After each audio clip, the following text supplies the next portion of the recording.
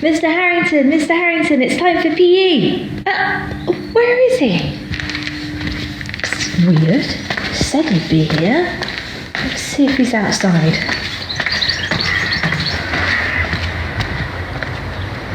Mr. Harrington? Mr. Harrington! It's time for PE. Get up, not time for sunbathing. I'm just catching the last few rays of the afternoon. Well, nothing's going to change those Look bad at the colour boys. of them. Good afternoon, everyone, and welcome to Mr. Harrington's PE lesson for the day. Now, before anything, what I want to mention is, I will take off my sunglasses. I want to mention that what you had on your plan was very much to do with centerline and our leg activities. But guess what? I changed it and didn't tell anyone. Ha! Oh, how we laughed.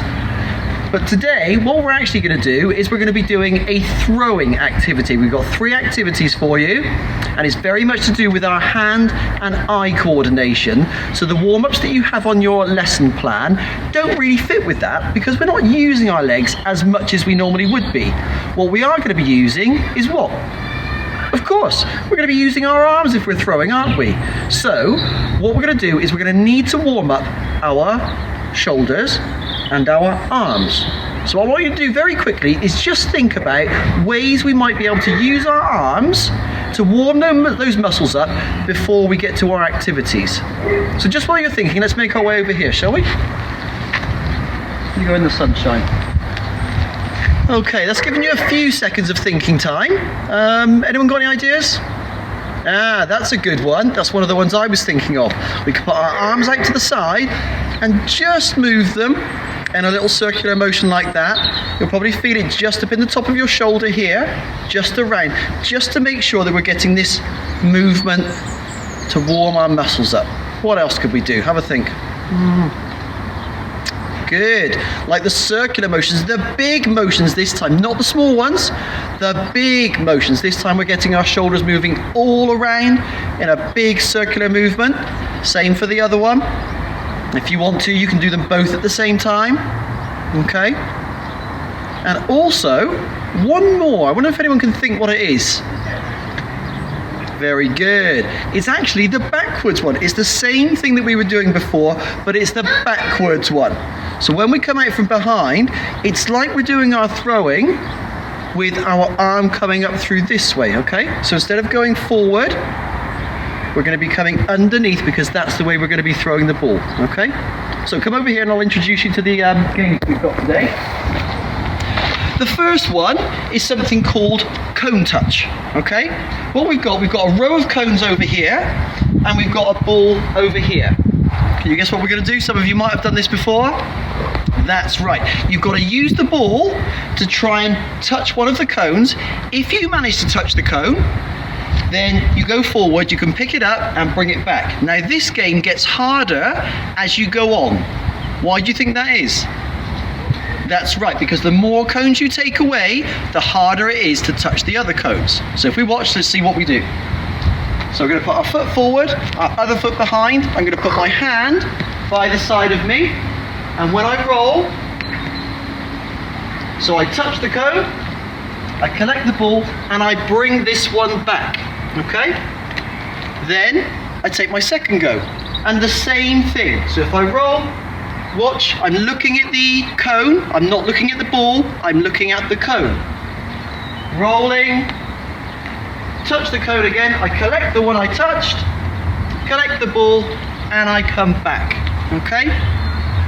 Until they're all gone, that's when it's over. If you think that's too easy, how can we change it? What we could do is this. Instead of putting them in a line that way, we put them in a line that way. So it narrows our target, and then I have to touch the first one. Just touched it. Makes it a little bit trickier. Okay? So that's game number 1. Want to come on to game number 2? What do you do if you don't have any cones at home, Mr. Harrington? Good question. If you don't have any cones at home, it doesn't matter. You could use a pair of socks rolled up in a ball, and instead of cones, you could use some tins from the cupboard, and you roll the socks towards the tins, and if you touch a tin, you bring the tin back. Okay? You can use whatever you have. Just make it work with the things that you have at home. It really doesn't matter. You could line up some shoes. You roll the socks towards the shoes. If you touch the shoe, then you bring it back. Whatever you have to hand is okay to use. You don't need to use these things. It's just an idea. Okay? Okay, next one is called the zigzag run. Now this one is good because it's good for timing. You can have a personal challenge here where maybe you time how fast you can collect all the cones, and then the next day you have a go and see if you can do it even faster. But just to give you an idea, maybe your adult or your brother or sister could time you. But what you do with this one is, again, you get yourself ready. There's a little bit of running here, but we still need to use our eyes and our hands for our main movements. Okay, so watch. When we say go, I'm going to run up, put my hand down, pick up the ball, swap it to the other cone, run forward, collect my cone, bring it back. As soon as it's back, I'm going to run up, swap it over again, collect a cone, and run back. As soon as you have collected all of the cones, that's when you can stop the stopwatch. Okay? So I did it quite slowly there, but remember, you want to try and do it as fast as you can, but with lots of control. Okay? Again, if you don't have cones to collect anything. Collect socks, collect teddies, whatever you have to hand, you can collect. You don't need to have those. If you don't have cones like that, you can put a pillow either side and put an apple on it, put a banana on it and swap that over. It really doesn't matter, whatever you've got. Okay, we've got one last one over here.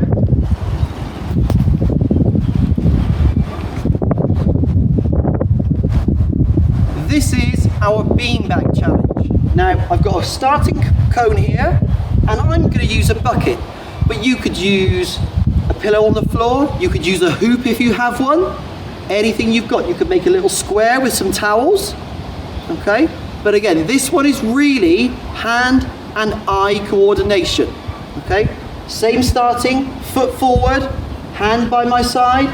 I'm going to try and get it in the tub. Woohoo!